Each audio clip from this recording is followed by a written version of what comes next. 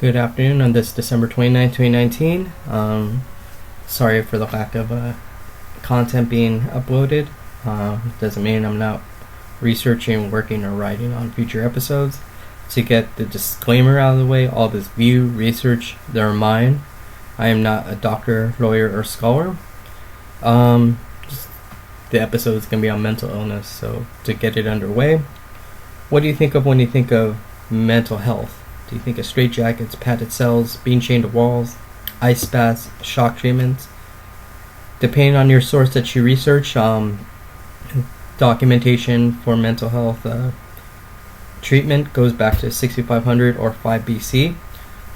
With a practice known as trepanation, which is the practice of drilling into one's skull, thus releasing whatever spirit or ailment may be harming or challenging the person. I'm not going to camera you with too many statistics, but here's a few. 1 in 4 Americans ages 18 or older suffer from mental illness. Suicide is the second leading cause of death for those 10, that's right, I said 10 years old to 34 years old. There's a section of Los Angeles known as Skid Row. There is talk of transferring 3,885 inmate patients to rehabilitate into a consolidated correctional treatment center, which was formerly of Los Angeles County Jail, due to some reports. Of all of these statistics, roughly 50% of individuals with a mental health disorder are affected by substance abuse, as well as not much research regarding social media, which I will get into, and mental health. Some of the earliest, as far as entertainment is concerned, and I'm going to be discussing that, goes back to 1994 with, and I know this has been covered many times, but some of the earliest news reports regarding entertainment and mental health goes back to 1994 with the death of Kurt Cobain. A lot of that music at the time, some of those musicians of that time who sang about depression, sang about mental illness, suicide, have been affected by those and may have passed away in those time period.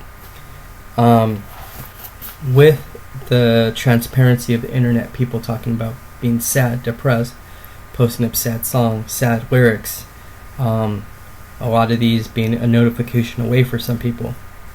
Some of that has to do with quote-unquote emo rap, which, depending on your research, can go back to LL Cool J's I Need Love, CL Smooth and Pete Rock's They're Reminiscing Over You, Biggie's Suicidal Thoughts. Those are just some notable characterizations of being sad, dealing with mental illness, mental health, depression, and what have you. Some of it can go back to Minnesota's Atmosphere, the Atmosphere Collective, and how they term emo rap.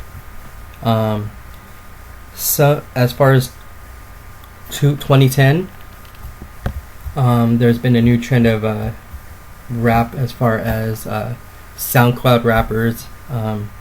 Some of those rappers can be traced as far as talking about depression, suicide, songs of those nature. Goes back to 2010. Little Uzi Vert, Elmo Kennedy O'Connor, who's also known as Bones. Those artists are known to sing about those topics. Some of them have succumbed to drug abuse, some have taken their own life. How does this newfound transparency play in how you view mental health in the social media era? How can you, the listener, combat that? How can you help somebody you know and or love dealing with such